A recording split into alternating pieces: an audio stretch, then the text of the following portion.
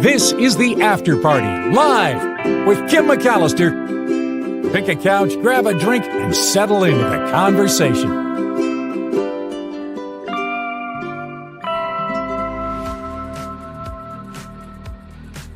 Hello, everybody. Oh, I'm tiny again. It is Monday here on the After Party Live, and we begin the Mark Thompson Show running a little bit late today, but so much to talk about with Russia and Ukraine and Epstein and all of these things that we don't mention here on this show. So I'm just going to get right past that and go right to the good stuff. Like, look at this.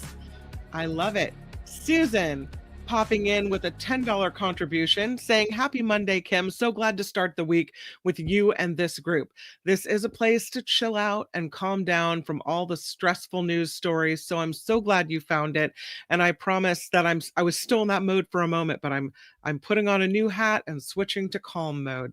Thank you, Susan Roberts, for the $10 contribution to this crowdfunded show. It just doesn't happen without you. And I so appreciate you taking the time to do that. Thank you also to folks who contribute via PayPal. That information is in every day's show description. And a lot of folks set up a monthly contribution, and we couldn't do the show unless that happened. So thank you so much for helping pay for the platform to do this show and the podcast platform as well. The most recent payments came in from James S., who contributed, Wes, who contributed as well, also Beth F., Scott R., and Marilyn G. Huge thank you to you guys for helping fund this show.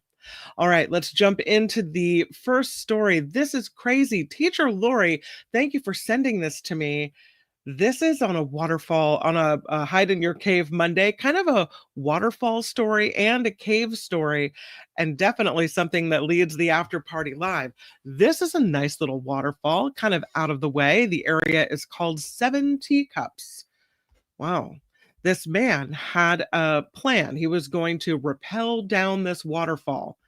Unfortunately, it didn't quite work out like he wanted. And so this man from Long Beach, California, who's 46 years old, his name is Ryan, he got trapped behind this waterfall for 2 days. He'd been out climbing, and he was at 7 Teacups. On August 10th, he was going to rappel down this area, and sheriff's deputies from Tulare County said the extreme hydraulics of the waterfall pushed this man off his rappelling lines and trapped him right behind the cascade of the Kern River. His family realized he had not returned to his car last night, and they called out the law enforcement, and they used infrared technology and a drone, and they finally spotted him behind the waterfall in this cave. They said it was difficult terrain and fading daylight. They had a hard time getting to him that day, but they did find him the next day after flying a drone behind the cascade in question, the waterfall there. He was alive and he was conscious when rescuers spotted him. He told him exactly, the hiker told the authorities exactly what happened, how he got stranded there. Then a CHP helicopter came in, and they managed to hoist this man. They're calling it to safety. They're calling it a stunning story of survival. So there you see a picture of the waterfall, at 7 Teacups. But I do have video. I can't play the sound because the Tulare Sheriff's Department put some music behind it. But here's what it looked like. Here's what this rescue looked like. Check this out. I'll make the picture bigger. So they are lowered down, the rescuers, from the CHP chopper, and you can see them going down toward this cave where they're going to get this guy and hoist him to safety. It is quite the production, this whole rescue. Amazing. And it was successful. They managed to get the stranded hiker. I mean, on this show, we might think, oh, that he got to be stranded somewhere. This looks like a place with a great view, but I'm sure temperatures were cold. And when you're knocked off of your rappelling lines, do you get slammed into the pavement or the rocks? And do you end up with injuries. They said at the end of all of this, it looked like he was just super cold. So, yeah, that from the Tulare County Sheriff's Department. A stunning rescue. Pretty amazing. The man was treated for dehydration, only minor injuries. He was reunited with his family, who met him at the scene of all of this, where you're, dropped off after you're plucked out by the helicopter. And yeah, the area is apparently very popular for hiking and outdoor adventure minded people. The Seven Teacups are in a very secluded area 2 hours south of the Sequoia National Park, east of Visalia, California. And this man, Ryan, had been here several times before. He went with friends last time. They stopped when they saw where the rushing water was. They thought, ooh, it's a little too powerful. Turns out they were right. And he said his friends left a note on his car telling passersby to report him missing if his car was still there the next day. He said that he ended up nestling himself in this dark cave beneath the waterfall, completely soaked after he was torn off of his rappel line.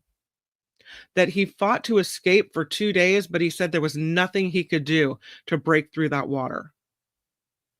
So, a warning from the Tulare County Sheriff's Office. They say you need to be careful, be aware of your environment, be aware of your capabilities and the environment's capabilities, especially when navigating whitewater rivers and things that are really dangerous like that. That's how you stay safe, smart, and alive. So, but what a rescue. They couldn't have planned a training mission any better than that one. All right, I'll remove that. Ooh, look at this one. This isn't, I don't want to call this guy a Turon, but I don't really know what to say about someone who leans over and picks up a rattlesnake. I mean, unless you're a snake wrangler, probably not the best idea. Sadly, this man died. He was bitten by a venomous snake at a Tennessee state park.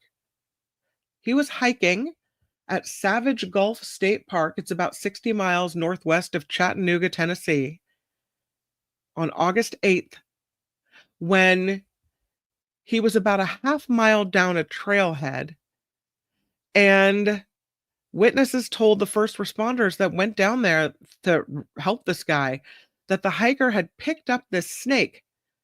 It is believed to be a timber rattlesnake, and when he picked it up, the snake bit him on the hand. Not a big surprise.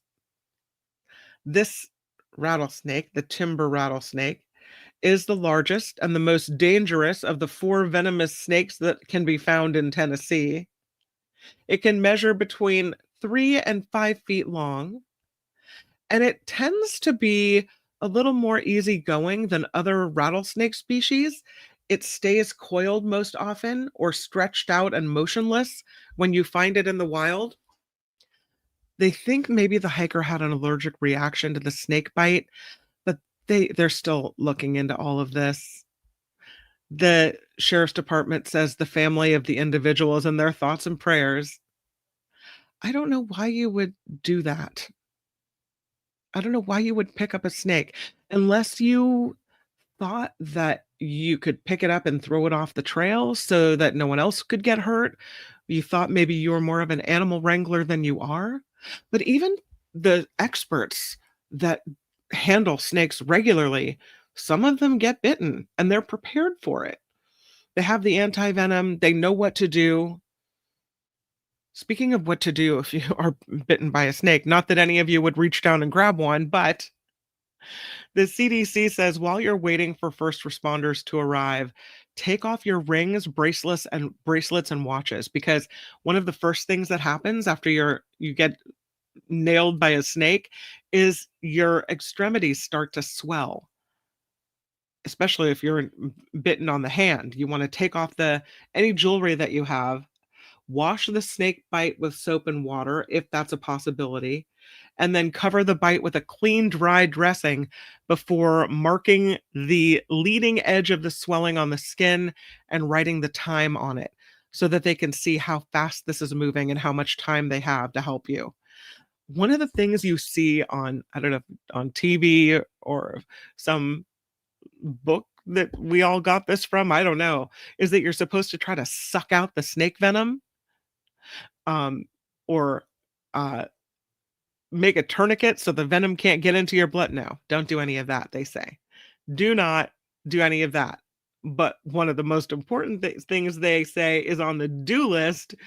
If you encounter a snake, simply remain calm and do not attempt to handle it. Oh man. And also take first aid supplies with you when you're headed outdoors, right? Because you never know what you're going to encounter.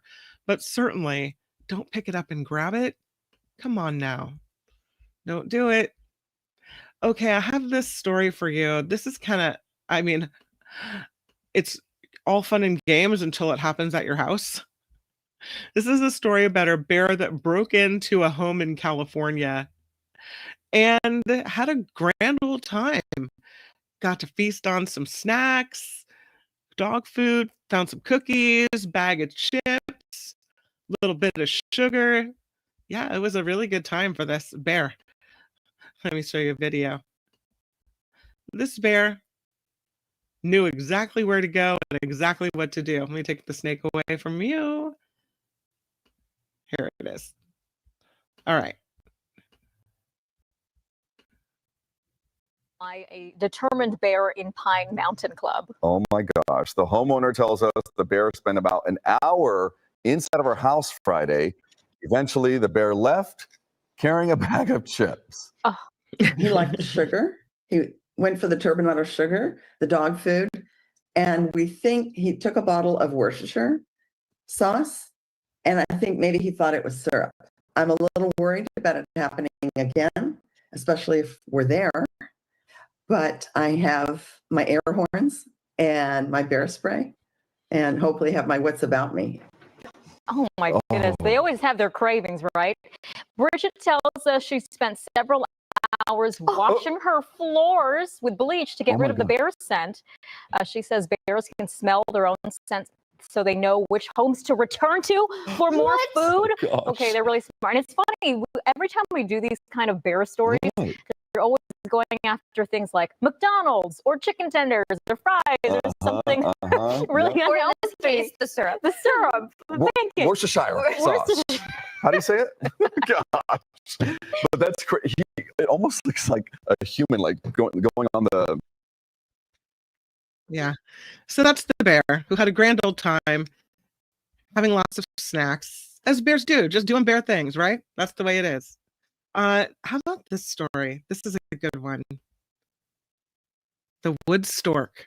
Not supposed to be where it was found, but yet here it is. This is a story about a deer hunter who was in the wilds of Wisconsin when he encountered this really rare bird.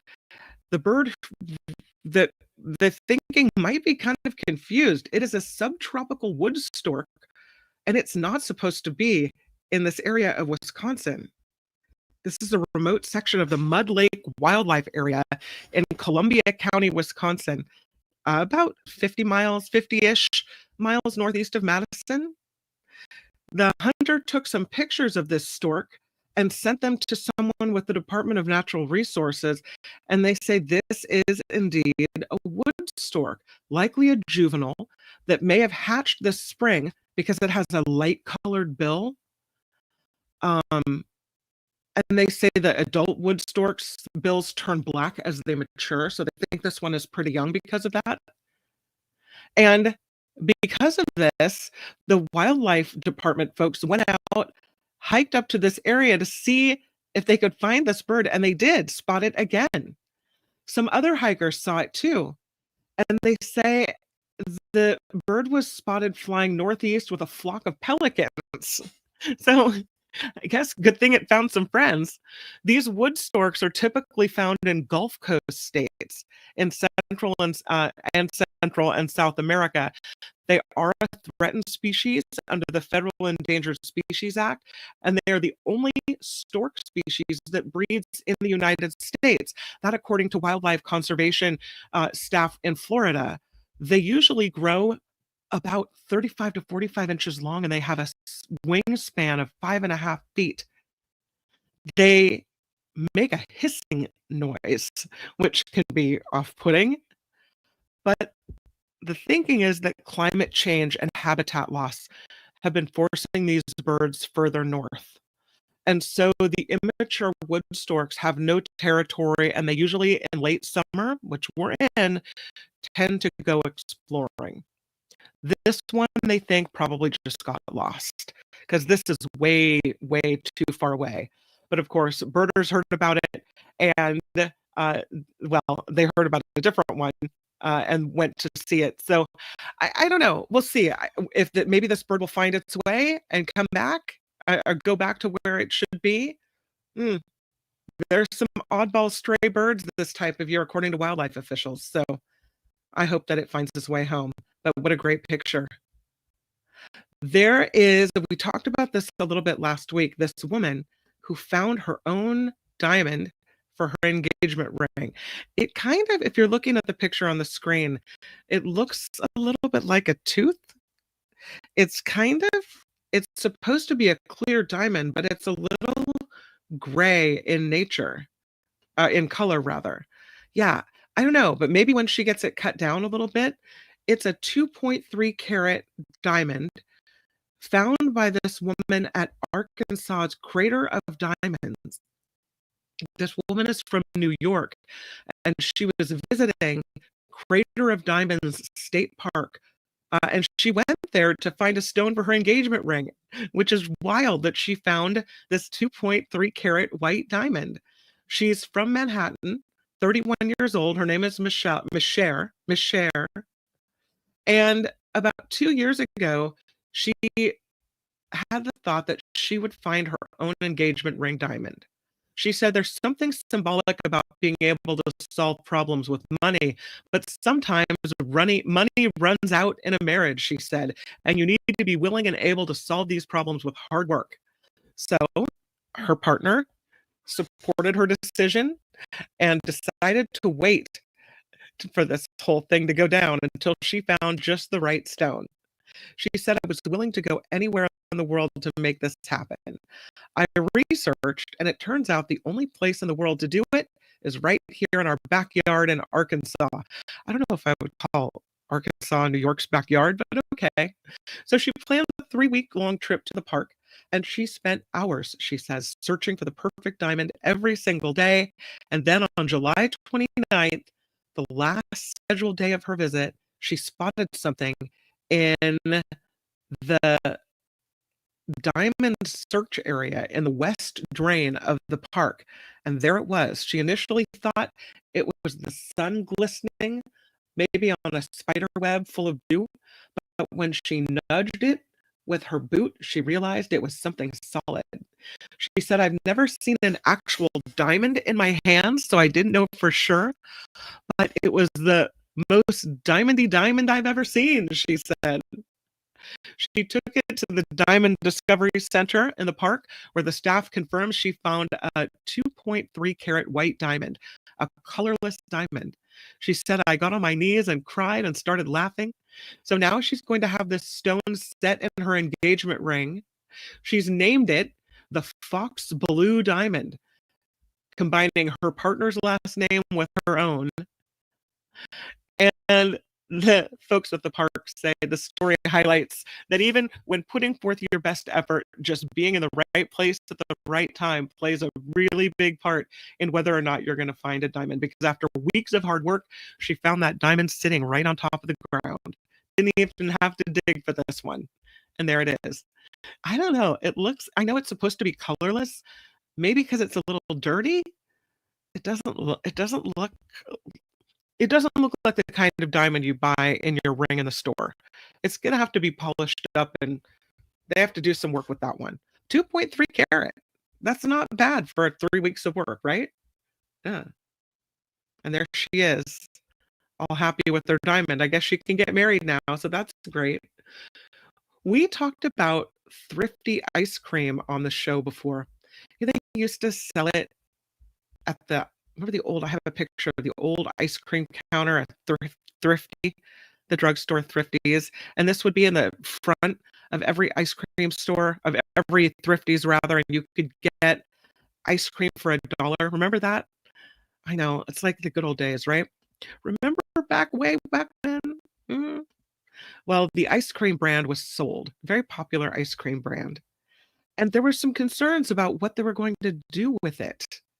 And it appears it's getting a revival, and it's going to be available more places. There's an expansion in the works. The new owners, Hillrod Holdings, they're an investor group. They also own Monster Beverage. The owners say they bought this brand in July, and it was right when Rite Aid was filing for Chapter 11 bankruptcy and closing down a bunch of stores. The new owners say they plan to revitalize thrifty ice cream without changing the core of what made it unforgettable for more than 85 years. So they're going to keep the original recipes and the squared off scoops, and they'll bring some new flavors and packaging options as well, they say. They're also going to bring Thrifty to new retail locations and also geographic locations as well this fall. The Thrifty ice cream, first it was at Thrifty, and then Thrifty became Rite Aid, and then it was found at Rite Aid in some areas. Not all Rite Aids had it, but they say it will be available still at current Rite Aids. So that's good, right? Yeah, the Thrifty ice cream has been around since 1929, when the first Thrifty drugstore was opened in downtown Los Angeles. And it grew in popularity because it was cheap. In 1975, you could buy a single scoop for 5 cents. And even though Rite Aid purchased the Thrifty drugstore chain in 1996, they still kept the name of the ice cream. It was still Thrifty ice cream. So the company that owns it now, Hillrod Holdings, they paid $19 million for this ice cream brand. I think they're going to do pretty well with it. I don't know. I mean, a lot of people know Thrifty ice cream, right? They're going to have to keep it on the inexpensive side. Otherwise, I don't think people are going to pay a lot for it. I don't know. It's kind of a sad story. Cool as well. This guy had quite the life. He recently passed away. And his claim to fame is that he surfed every single day for 40 years. Every day. Rain or shine. Surf warning or no, he was out there doing his thing. His name is Dale Webster, and he's from my county in California, Sonoma County, and he set a world record for surfing every single day for 40 years.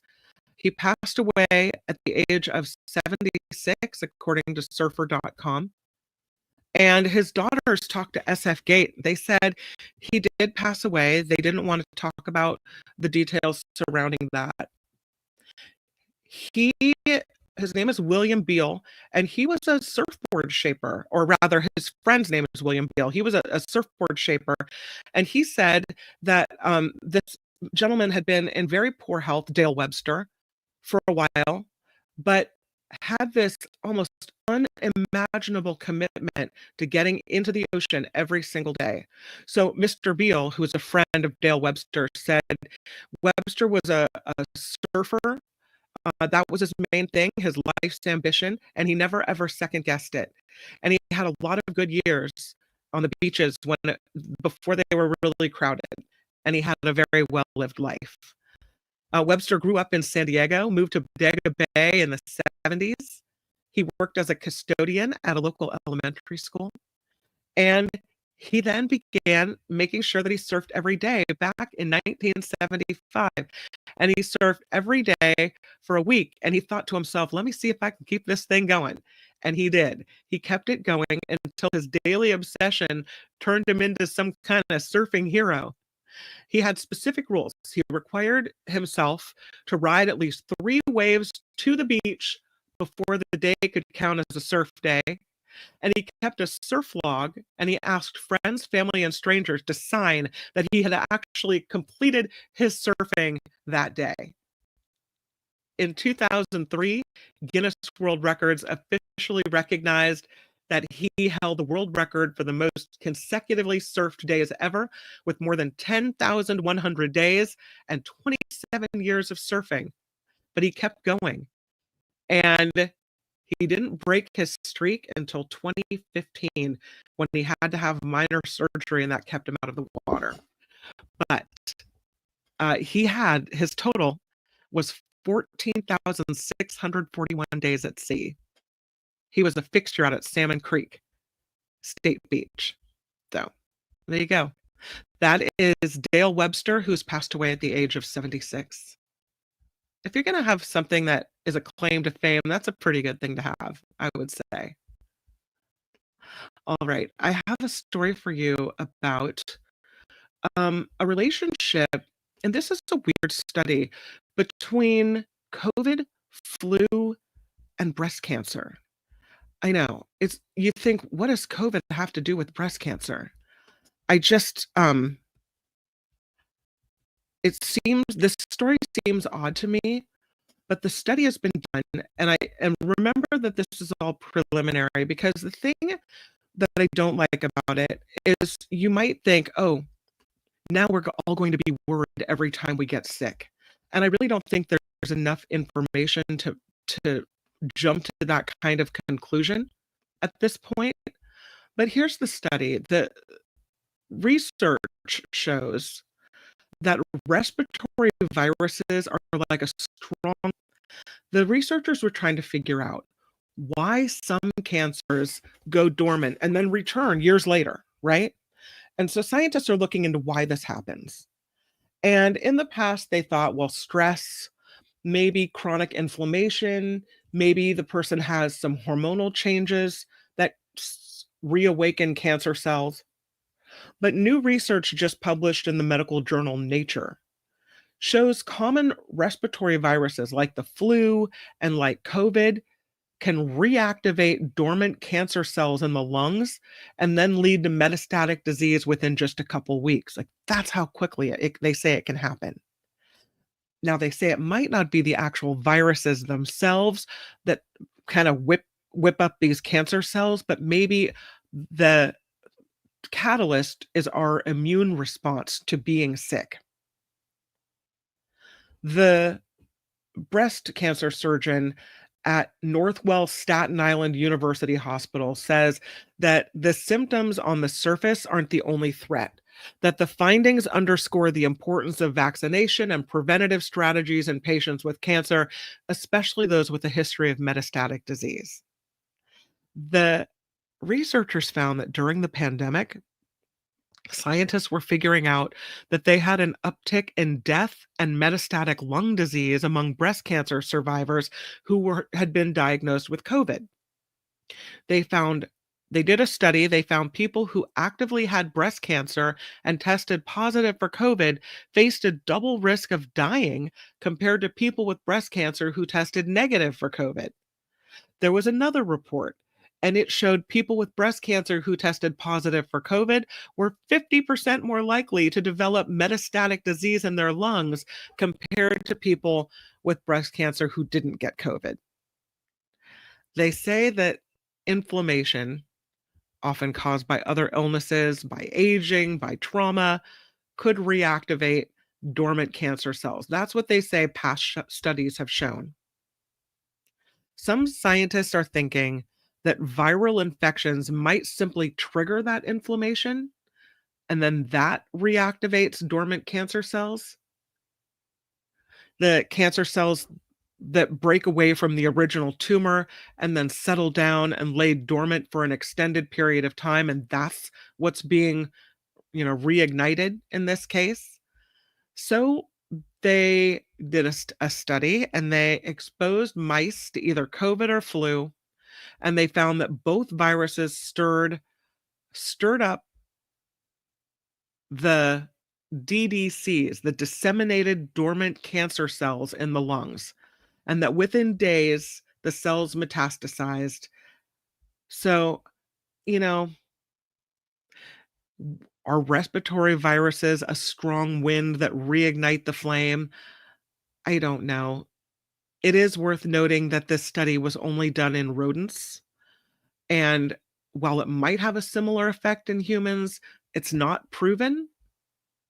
We don't know. And so more study has to be done, right? But people that have history of cancers, especially breast cancer, lung cancer, they say you should consider wearing a face mask in public. They say we all should, especially to prevent the spread of cancer to cancer survivors, or the spread of respiratory diseases to cancer survivors. So interesting study, but I don't know how much stock I put into it.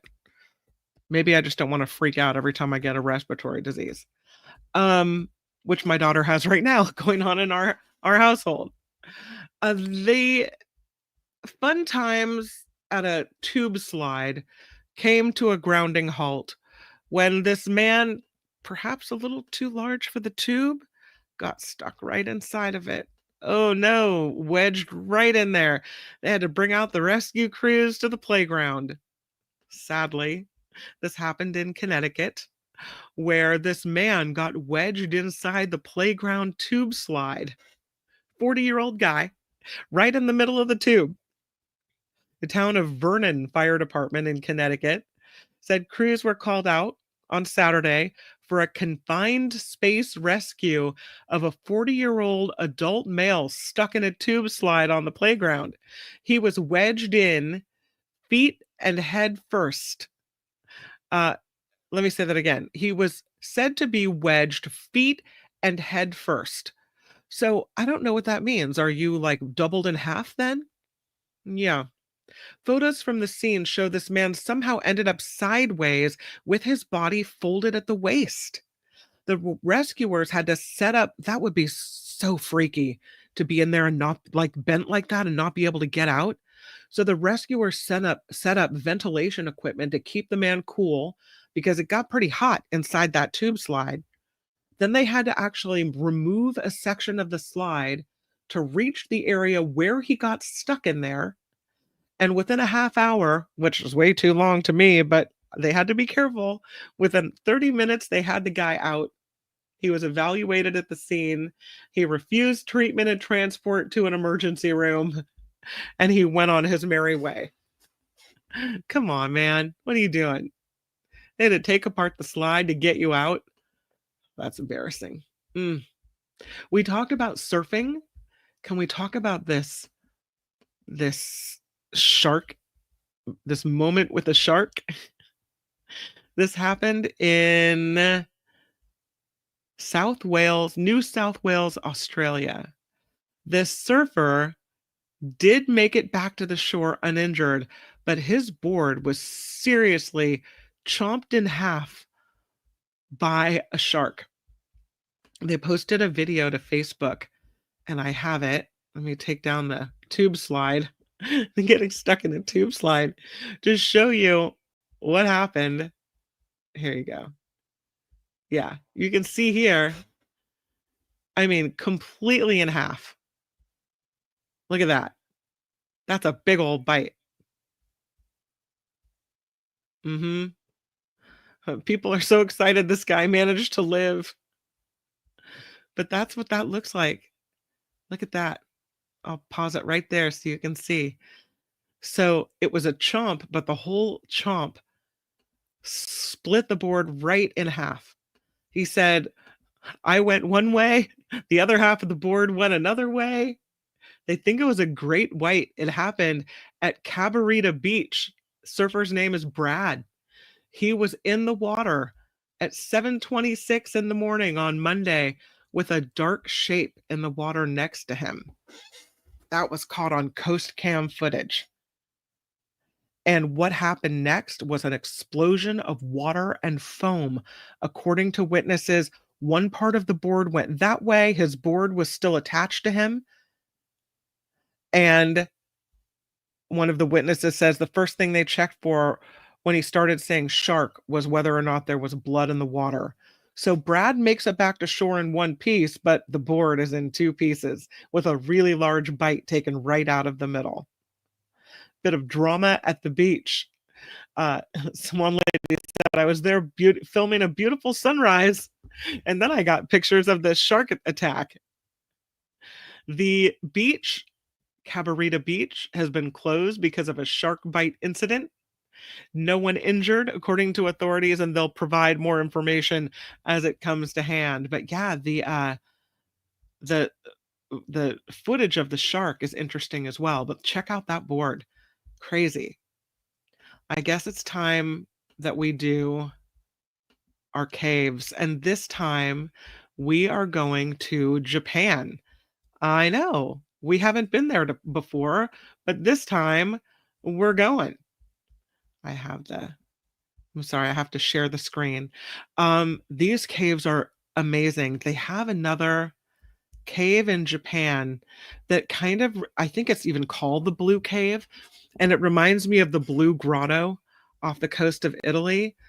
So beautiful. These are the gems of Japan. And in some cases, like the first one, the first cave I'll show you, they have some articles and some art inside these caves. Check this out.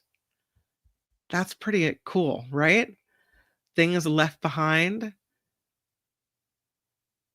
and updated. Yeah. I think that's pretty cool. There are some really cool caves in Japan, and I'm really surprised at us that we haven't been here before, but we're doing it today. The first cave on the list, check it out. Does that not look magical? I think that looks so cool. I'm glad we get to go here virtually. The first cave on the list is the Gyokusendo Cave, one of the most famous caves in Japan. It is in Okinawa. It has stunning stalactites. It is a 5-kilometer long cave, and it has underground rivers. A well-lit pathway allows people to walk around what looks like really a place from another world. The formations at the site have been created over 300,000 years. This is part of the Okinawa World Theme Park. It's accessible and very educational as well. There are interiors filled with beauty that would create a magical journey, they say, through time and nature. How cool is that? This next one looks like quite the adventure. It's called the Fugaku Wind Cave. It is a natural lava cave or lava tube. I almost don't want to leave that cave, but we're going to this one, to the Wind Cave. This is found at the bottom of the mountain on Mount Fuji in the Aokigahara Forest, in an area of a mountain known for its cold temperatures and its ice formations. The cave, one of the most important caves in Japan, it acts as a natural refrigerator, and that's how they used it in the ancient days. It's still very cool in this cave all through the year, even in the summer. It's also now well lit and easy to walk around in. They say it's a very good short trip. If you're interested in going into caves, this is a great one to go check out. So it's the Wind Cave, the Fugaku Wind Cave. And we go from the Wind Cave to the Ice Cave. Check that out. Yeah, that's really chilly. The Narusawa Ice Cave is also in the Aokigahara Forest, very close to the Wind Cave. It's a lava cave. Its interior has remained frozen throughout the warmer months. Used to be used as a cave, with some of the most famous in Japan, where it was used to store ice. The walk is narrow and adventurous and not ideal for people that get claustrophobia. It is, they say, unique among caves in Japan in its climate And if you love cave exploration, you might love to check out the Ice Cave. This one is called the Abukuma Do Cave. It is in the Fukushima Prefecture, known for its mineral formations and illuminated caverns. It almost looks like you're in the jungle, but all of that's for cave formations, rock formations in this really cool cave. The limestone cave, regarded as one of the most important caves in Japan, it stretches for more than 3,000 meters, with about 6,000 meters of it open to the public. Rather, 600 meters open to the public. They allow exploring these crystal-like deposits, underground waterfalls even, and narrow corridors. It has music events often hosted here because it has really, really good acoustics. And it's considered a cave, a must-visit cave. I love the way they've lit it up there. That's pretty cool. This next one looks like kind of like a science experiment. It's called the Ryusendo Cave. Check out this one. Yeah. This cave is in the Iwate Prefecture. It is famous in Japan for its deep blue underground lakes and huge chambers as well. Beautiful, big. This cave covers 5 kilometers of mapped length and about 700 meters of open area to visitors. It is declared one of the 3 greatest limestone caves in the country of Japan. Ryusendo is recognized, they say, as one of the most important caves in Japan.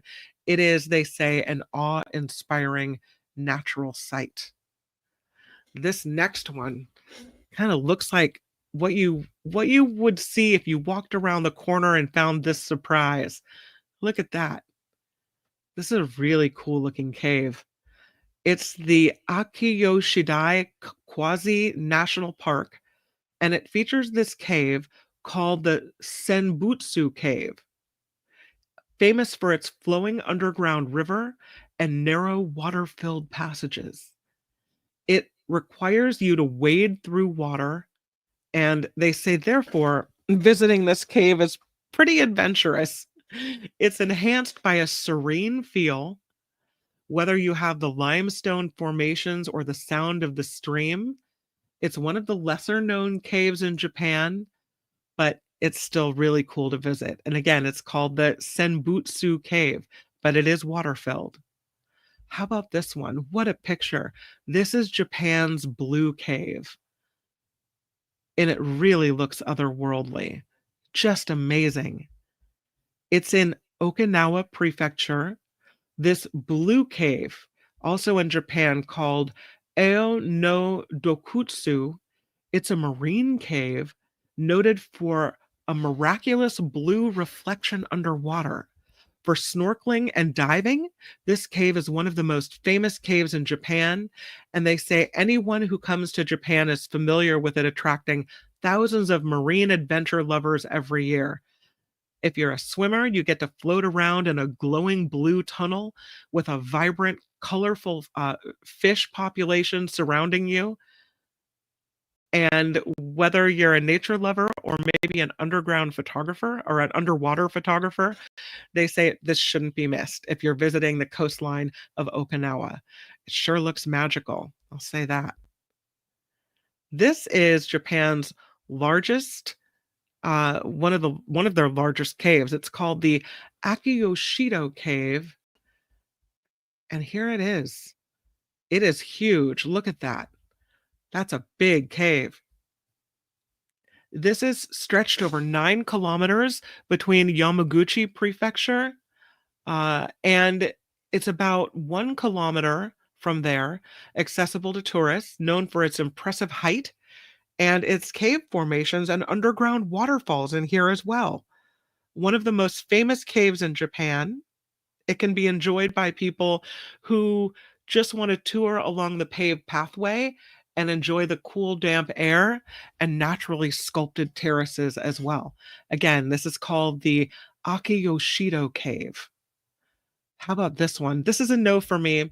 I see the picture and automatically I'm like, yeah, I don't think I'm going to be in this tight little space anytime soon.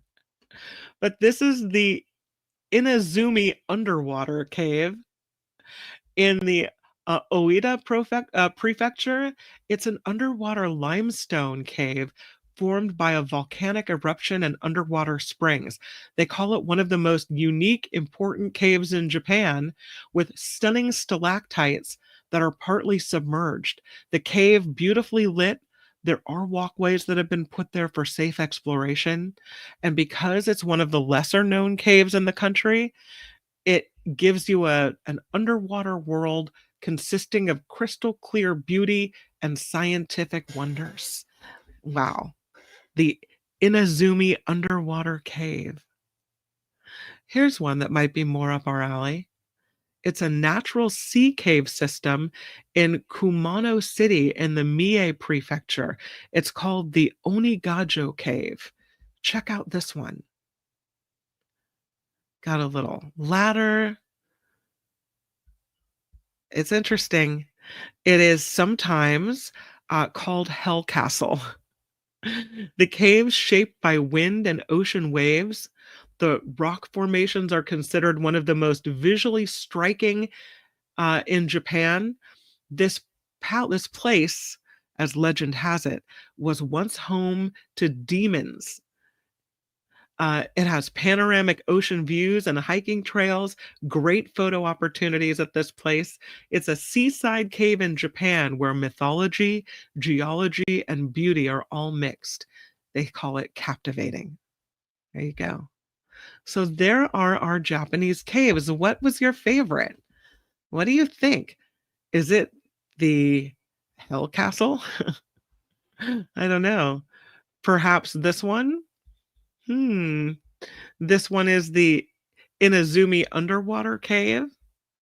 Perhaps this one, this massive cave system with waterfalls and all kinds of things down here to see.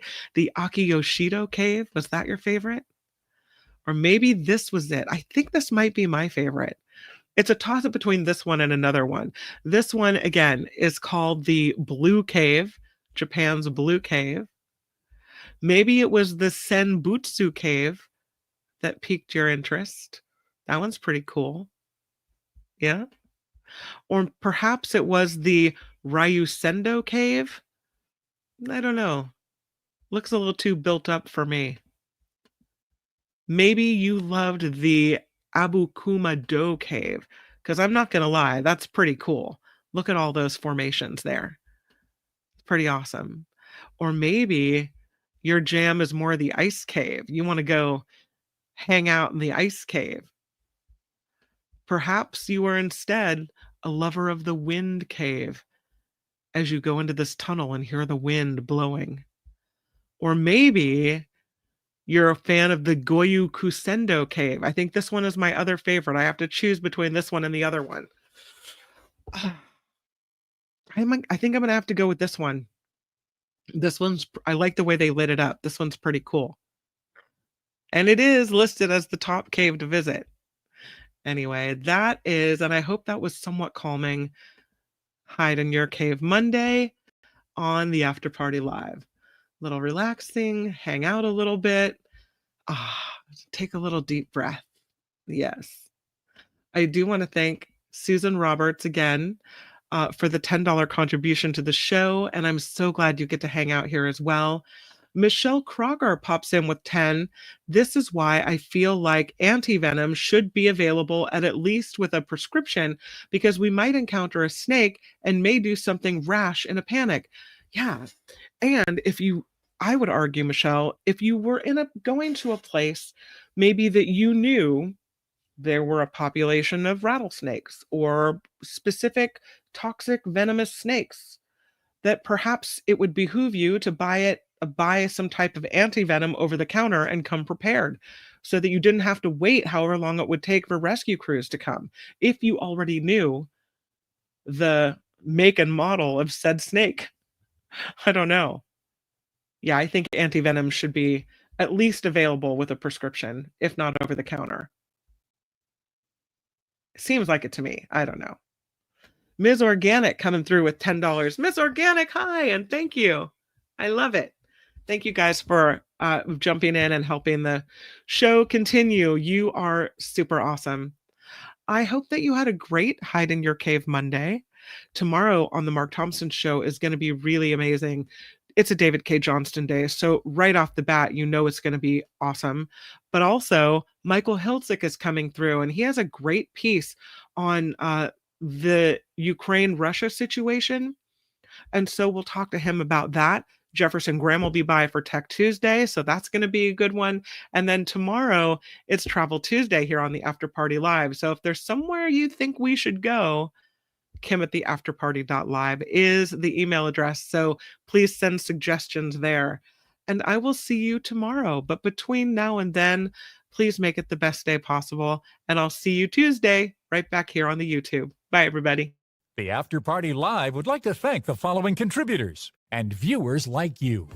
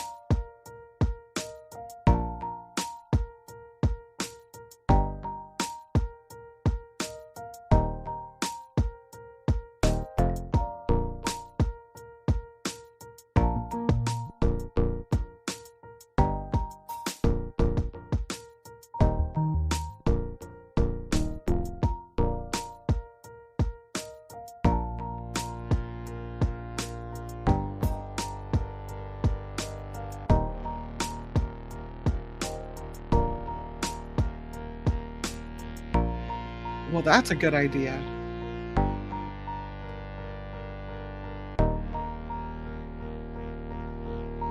Thanks, Teacher Lori, for the cave waterfall story.